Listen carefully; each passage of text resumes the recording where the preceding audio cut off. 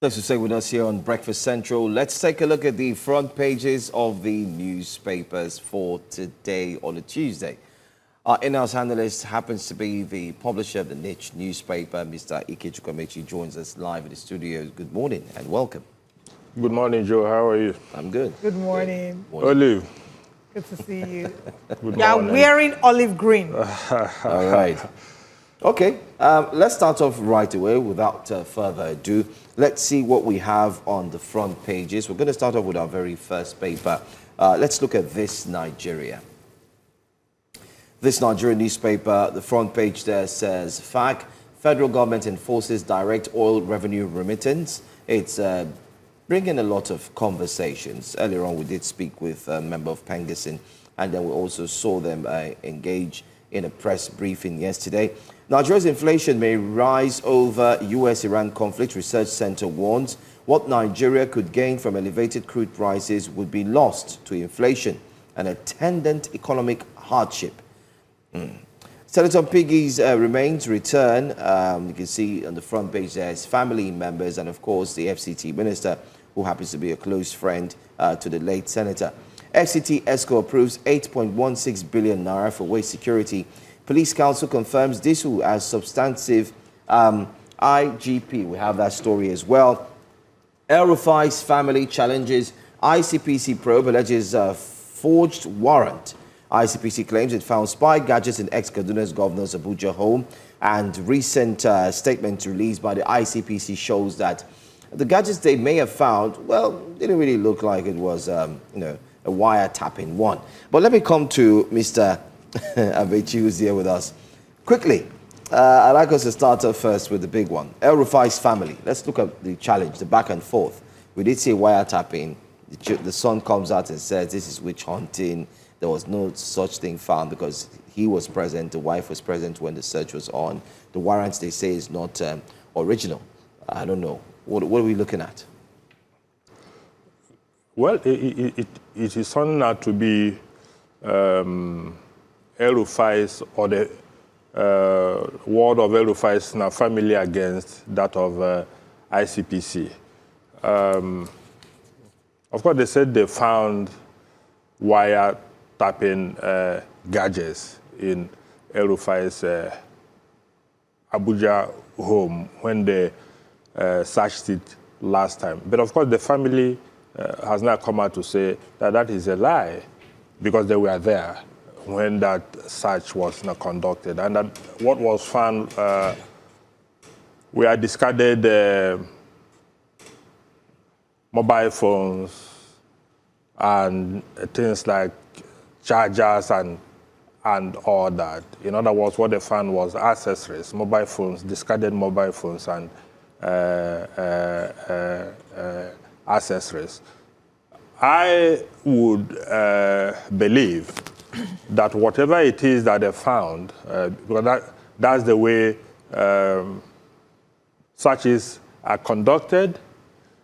When you come to search somebody's house, of course, they have the right to search you first so that you don't come there to drop something. And after the whole exercise has been conducted, whatever it is that they found, you sign off on it. You say that this was actually what was found.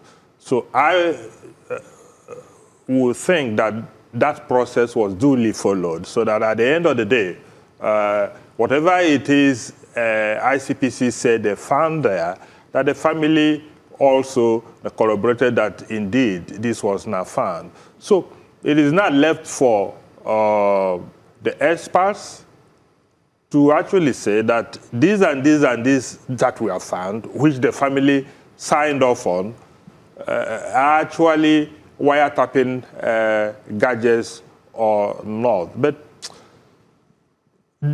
this is turning into a rough fight, and I don't think it is what Nigeria needs now. We are in a deeper mess than El-Rufai and the ICPC and all that. Look, the terrorists are not letting go. Nigerians are being slaughtered in their numbers every day. People are being kidnapped. Videos have been released of the abject dehumanization of Nigerians now by terrorists. Hunger is not letting up. And so this rough fight between El-Rufai and his former collaborators, I don't think it does anybody any good. Now, the earlier they get done with it and whatever, and Nigeria, we face the problems that are facing us. More so, the exigencies of the conflict in the Middle East right now, and the ripple effect is going to have on us as a people and on our economy. I think those are the things that are important to me now, not El-Rufai and ICPC or EFCC or DSS. Okay, we'll come back to talk about that, but let's go to the big story now, which you have referred to.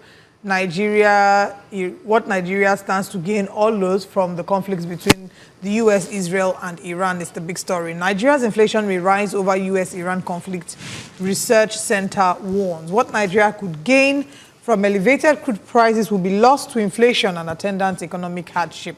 That is what the big story says. But let's also mention to you that the phone lines are open. If you would like to call, the numbers to call will be on your TV screen. Please feel free to call, share your thoughts, your arguments for or against any of the positions that we're taking. But now let's bring in Mr. Amechi into the conversation. First of all, your thoughts about the war. Yeah, Olive, what is going on in the Middle East right now, and that's the invasion of Iran by Israel and combined forces of Israel and the US.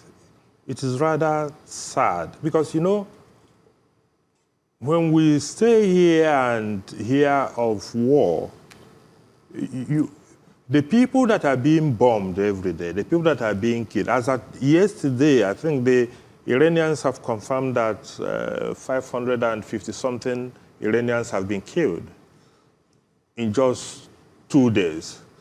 6 American servicemen have also died in the process. Some people have died in Israel, some have died elsewhere. And the level of devastation that is now going on right now, not only in Iran, but across the Middle East. And you ask yourself, what is this for? Of course, the US President, Donald Trump, in his usual way, has said that this is epic fury. And all that. And of course, his Israeli counterpart, Benjamin Netanyahu, has also branded it. And they say it is to save Americans from imminent threat from Iran. But you ask yourself, was there any imminent threat to American citizens from Iran? Don't forget that these guys were in the middle of negotiation on the Iran nuclear facilities, which was facilitated by Oman.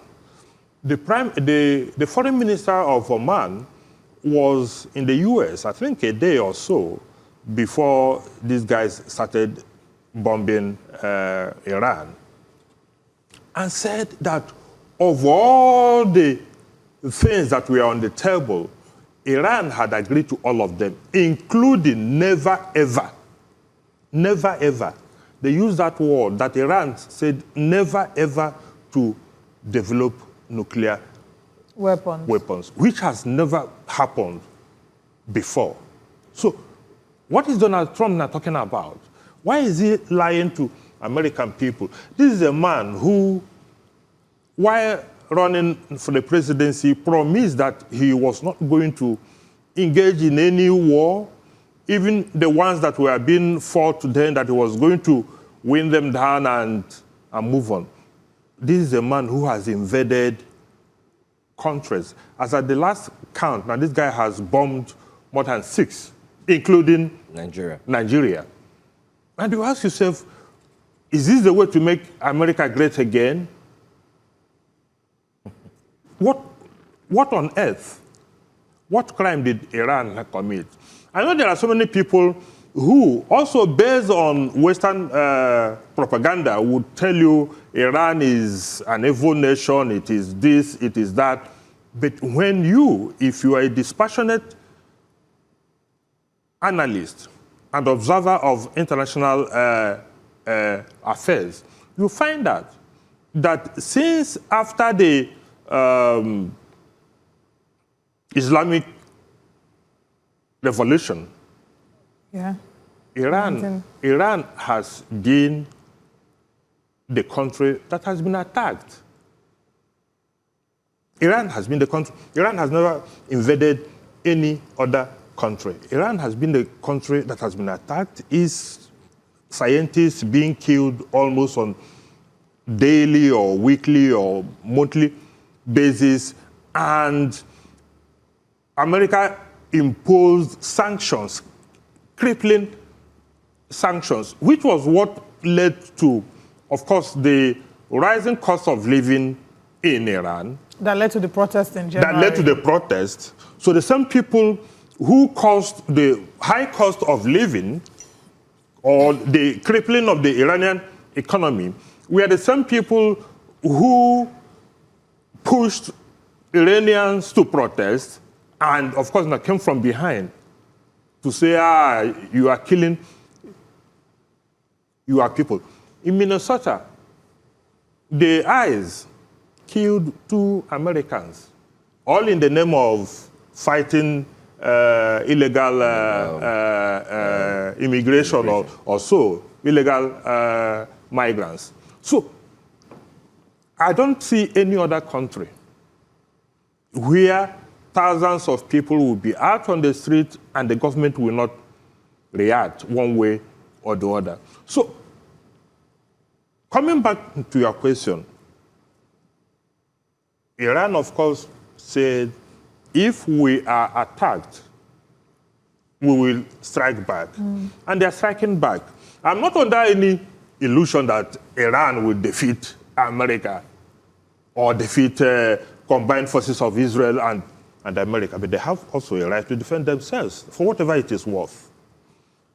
Yesterday, they closed the Strait of Hormuz, where a fifth of world oil resources passes through.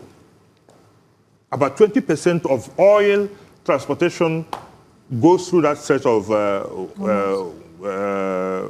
Hormuz. Iran closed it and said that any ship that does go on that strait will be blown up. Now, what that has led to is that, as at yesterday, oil price has spiked, and crude oil price to about 82%. To about $80. Yeah, that's at yesterday. Yes, and if it continues like this, it's going to go beyond 100. How does it affect Nigeria? Of course, Nigeria will make more money, assuming it is able to export more oil. Ideally, right now we're not even meeting up with our OPEC quota.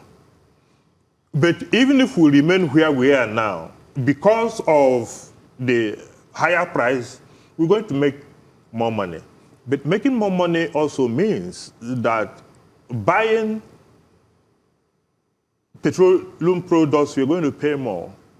We're going to see, going to the pump price, if it continues this way, there's no way the pump price of petrol will not exceed 1,000 naira.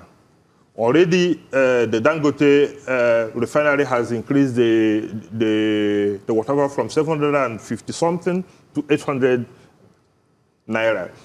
The pumps, the petrol stations are beginning to adjust their pumps. Pump price, yeah. So now, what does it mean?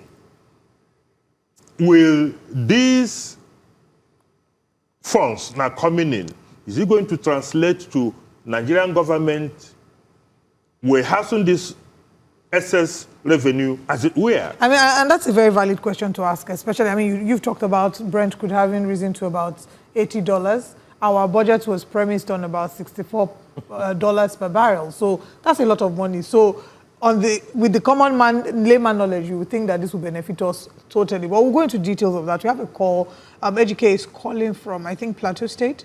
Good morning, Ejike. Thank you for calling. Oh, sorry. Please call back, Ejike. All right. So now you're talking about how there's going to be more money, $64.85 barrel, $64.85 per barrel, rather, budget. We're currently at $82 per barrel.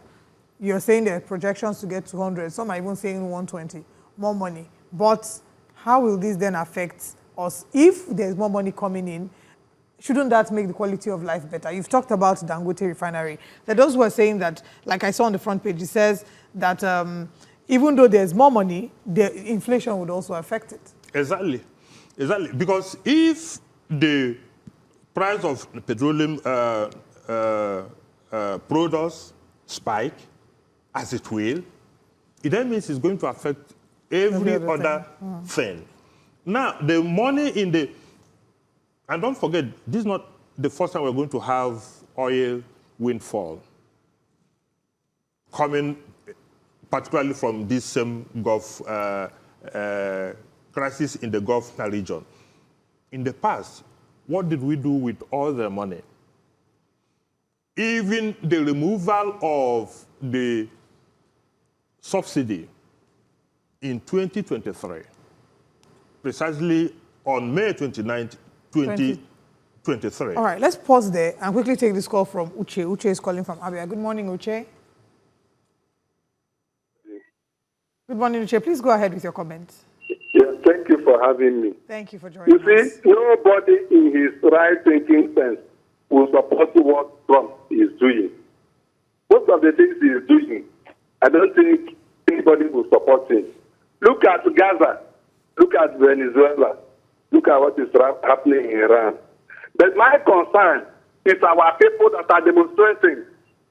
People have been dying in this country. 100 and something, 200 and, in fact, buried in one day, no demonstration. These people that are demonstrating today, where are they when Nigerians are dying? Only what has happened outside. How many miles away from Nigeria? They are just demonstrating. It's a pity the way we are looking at things. For me, federal government should beckon on Dangote. They gave Dangote waivers. This is the time Dangote will do what? Replicate that, gesture.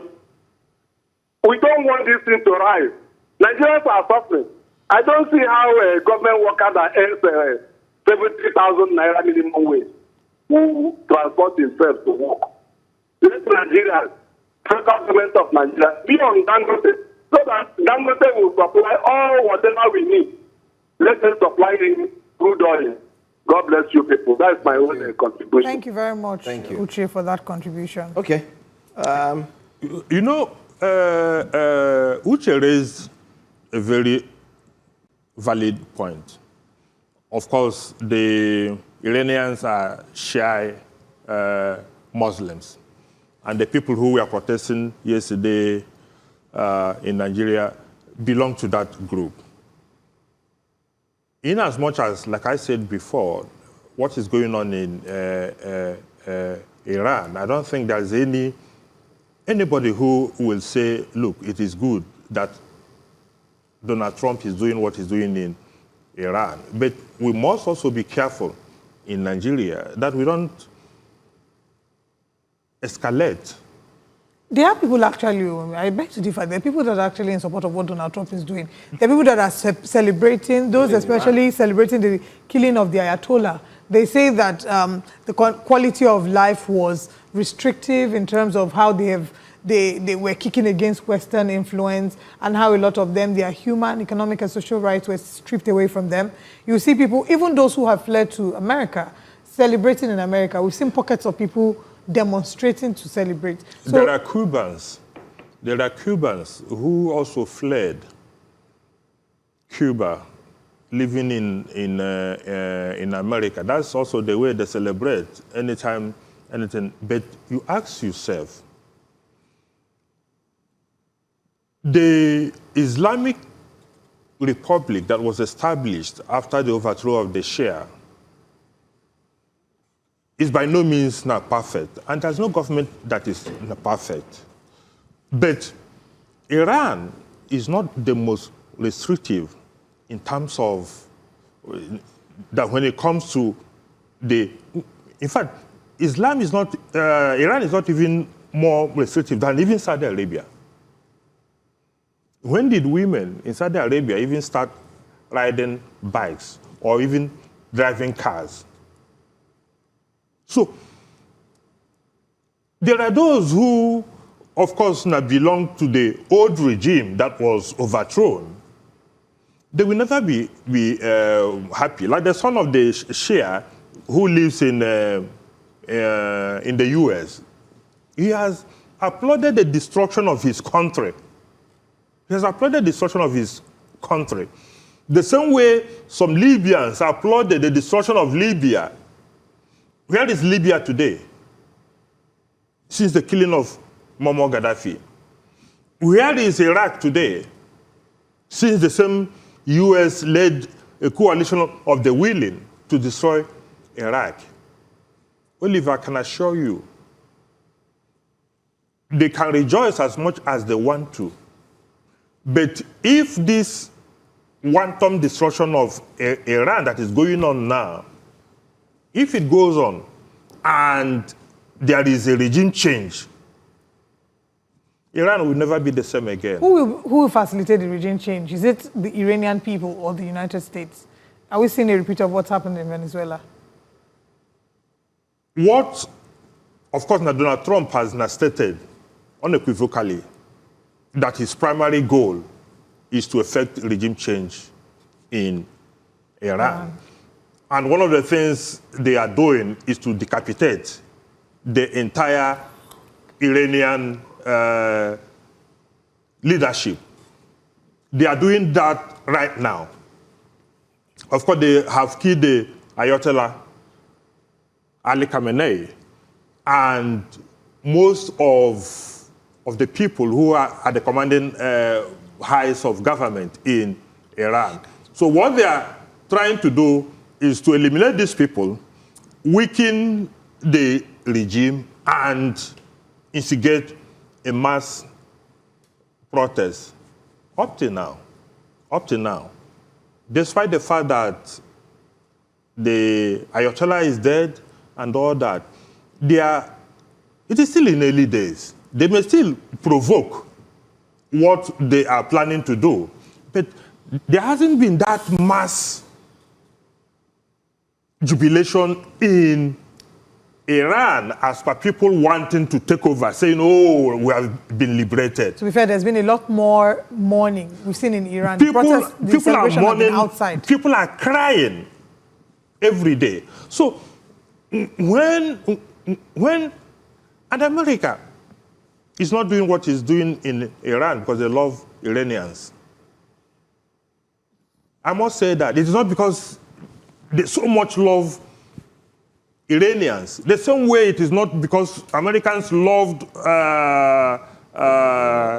Venezuela, Libyans, or Venezuelans, or Iraqis, that they did what they did in those places. So I cannot, in good conscience, it is like now saying that America should come and bomb Nigeria out of existence. And you expect, despite all the difficulties that we are having right now, and you expect that I will be here clapping. Because what these guys are doing is to almost obliterate the civilization that has been there in the Persian Gulf. Iran is special.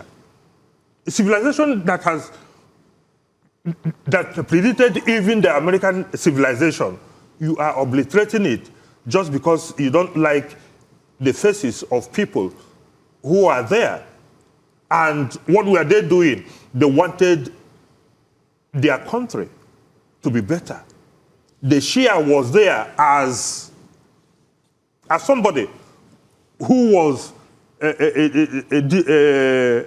listening to America. And the people said, no, we don't want this. We want an Iran that belongs to Iranians. So let people continue to rejoice.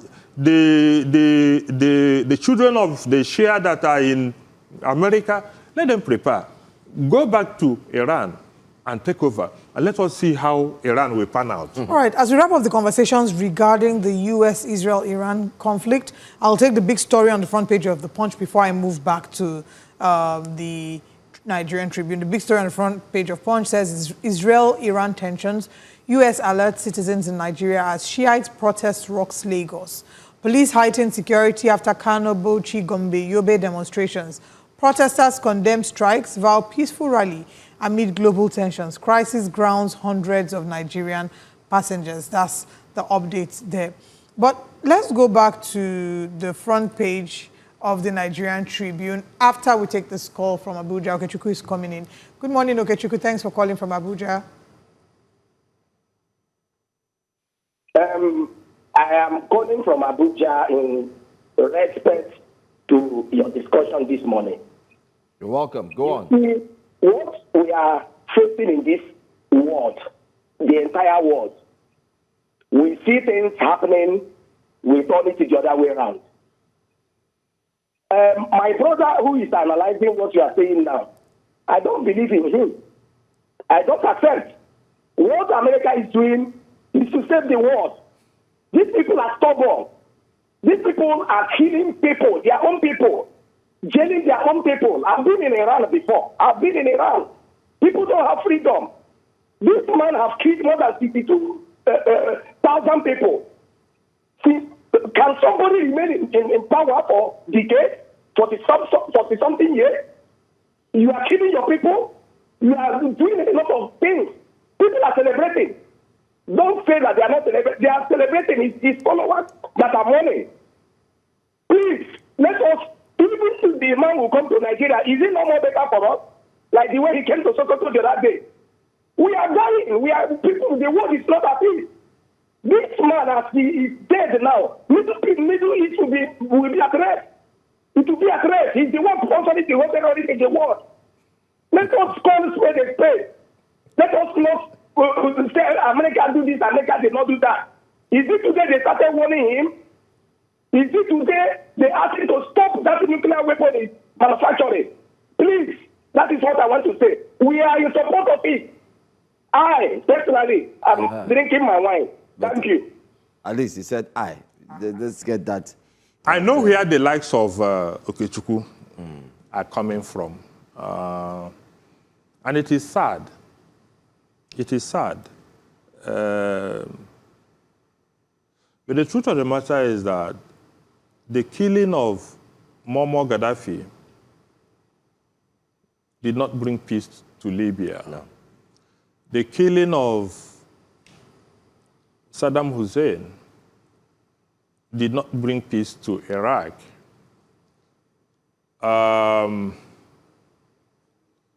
don't see how it is going to, the killing of Ali Khamenei is going to bring peace to Iran. Yes, there are even people in Nigeria who see Trump as God sent. And they are hoping that Trump may do what he's doing in other parts of the world, that he may do it in Nigeria. My only advice is that we should be careful what we wish for, because America is not going to invade any country because of the interests of that country. They will do it because of the interests of America. We need to be very, very, very careful what we wish for. That's the only thing I can say to Ikechukwu. He can go on and drink his wine and celebrate, but anybody who is discerning enough will know that Trump has overturned the rule-based world order that has been in existence since the end of the Second World War. And what we now have is the rule of the strong man, so that one man wakes up because he can invade another country, kill the leadership, plunder the country as much as he wants to because he can. The world can never be good for it. That's my worry. We are in a very bad place. Okay. The United Nations is more or less dead. It's more or less dead. We still have the United Nations. So, Putin wakes up in the morning and invades Ukraine. Donald Trump wakes up in the morning, goes to Venezuela, arrests the president and his wife, the oil belongs to and takes over the oil resources, goes to Iran, even when in the middle of discussions, when agreement had been reached. Look, if it is when Iran was saying no, no, no, then you could justify. The Omani foreign minister, what they were waiting for is to sign the agreement which has been reached. So why did you invade? Okay. All right. I mean, those who would argue for what Donald Trump is doing would say that Iran has been supporting the militants and terrorists who have been fighting Israel. They will talk about how the Ayatollah, who was in charge of Iran's military and, you know, Iran's leadership, basically, sort of isolated Iran from the rest of the world in a way that pushed them not to accept Western education, even or Westernization, even if they so desired. So basically keeping them stuck in a loop. But the argument will continue to go on. We'll take our final call for today before we head to our next paper, because I don't want us to touch on Executive Order 9. Michael, good morning. Thank you for joining us this morning. Okay, good morning. My name is Ike, not Michael. Ike, oh, apologies. Ike. Yeah. Ike. Thank you, Ike. Yeah. Okay. Just a quick one. The person in your studio, yes, his fears is very correct. His fears is very correct that we are living in the world of strong men. But if he looks at it, this thing did not start with Trump. Gaddafi that he's quoting, who conquered Gaddafi? It was Obama. Saddam Hussein, who conquered it, is still another American. And when you look at all these people that he's mentioning, most of them are not as brutal as the one that we are talking about now. If you see Nigeria, he's saying that he doesn't want America to come to Nigeria, that some people will be happy about Trump coming to America. That America is coming for their own personal interest. What is he benefiting from the Nigeria that is trying to protect interest? Is he safe? Can he move from this studio now to Kogi State?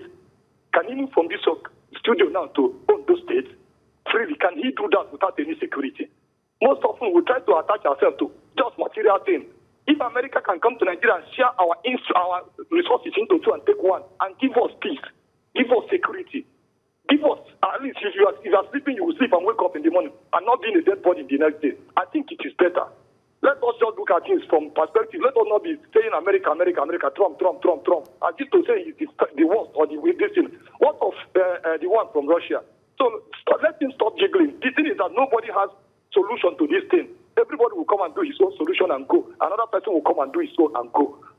All right. This woman, this former Secretary of State, Hillary Clinton, he was the one that supervised Libya. You know what he did in Libya, So let us look at all these things. America is doing their best, the more they can do, but let us know that at the end of the day, what we believe in the world is just peace. All right, thank you, Ike. Thank you for your comment. I mean, to add to this story, because I do want us to wrap up, we have less than 5 minutes. Pius Amako says, also, why can't... Oh, thank you very much for the greetings, Pius, and we apologize for those who are still experiencing network glitches. Pius says, why can't those in the north protesting against the war in Iran also protest against the killings in the north, Middle Belt, and generally in Nigeria? Charity starts from home. I mean, no be so. That's so, my brother. Anyway, we're looking to wrap up. Let's quickly have you touch on the Executive Order 9. Yes, exactly. On the front page, the this Nigerian newspaper, FAC, top right corner, federal government enforces direct oil revenue remittance. This morning we had a representative from Pengassan joining us talk about this and saying that why they are not particularly that, they're not saying that the government should not, impose executive order now, should not apply it, but the problem is it affects them, their staff, the NNPC, how they'll be able to maintain the payment of salaries of staff and all of that. So let's get your reaction to that. Well, of course, there was this controversy when Mr. President signed that executive order.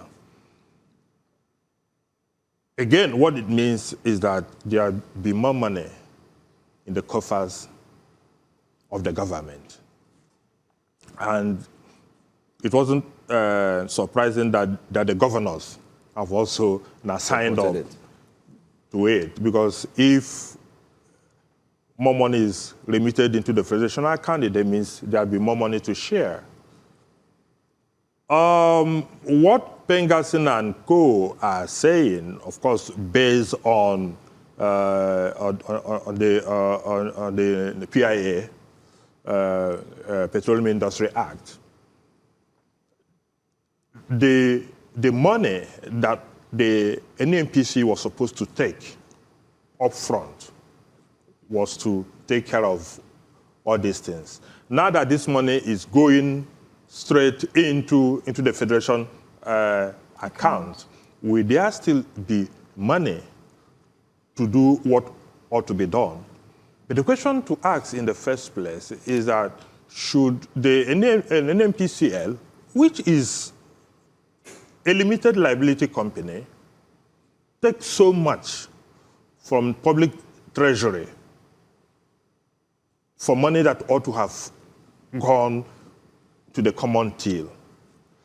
And I've not studied the whole decision of the executive order, but I would also think that the president must have thought about all these other issues that Pengassan and co are raising now, how to fund the joint ventures and others that were supposed to be taken care of from the money that was deducted automatically by PCL. It is the president's executive order. Having the National Assembly that we have now, I don't see how they can reverse it, because it is only the National Assembly that can reverse it. And I don't see them reversing it. So let us wait and see. I would hope, except that in Nigeria, we've come to a situation where hoping doesn't amount to anything.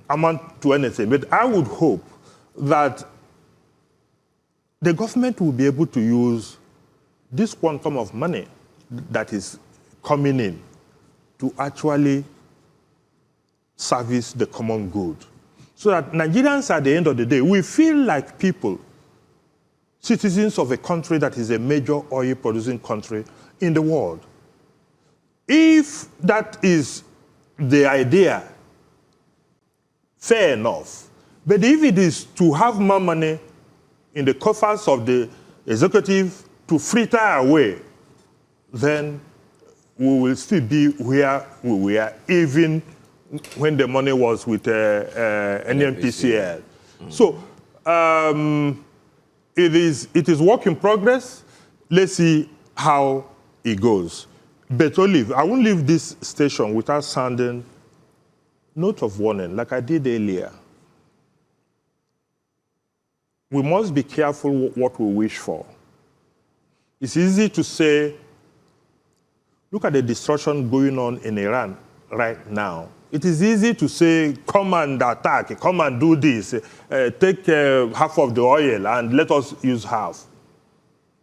Nigeria is our country. We don't have any other country. As bad as things are, and I'll be the first person in this studio to tell you that things are bad, that we're in a very bad place. I would wish that the government in place today will allow democracy to grow and not make it possible for peaceful change to be impossible. Because it is only when peaceful change becomes impossible that all these ideas will start creeping in. So, but I will never support America. Okay, last time they came, it was Sokoto. But what is going on in Iran now? They're bombing the entire landscape. And those who think it is child's play should better watch CNN and see the quantum of destruction that is going on there. But the point the other person made is that how is it that thousands of people are being slaughtered in Nigeria every day without a whimper of protest? Oh. Whereas people now are coming out to protest what is going on in Iran. That's a valid point. Until we begin to say that enough is enough. The killings in Nigeria, because here is a country where 200 people are killed, buried in mass graves, and life just goes on as usual. And the people will move on. We really have to, go out of the studio right now. This is how we close the curtain. Food for thought. Let's ponder on what the meaning of this is for us as a nation, where we are, our challenges with insecurity, and what role we citizens have to play in holding the government to account. Thank you for joining us today. We'll be back again tomorrow. Thank you, Mr. Amechi, for being with us today. Thank you for being here. And thank you to every guest that has joined physically and virtually.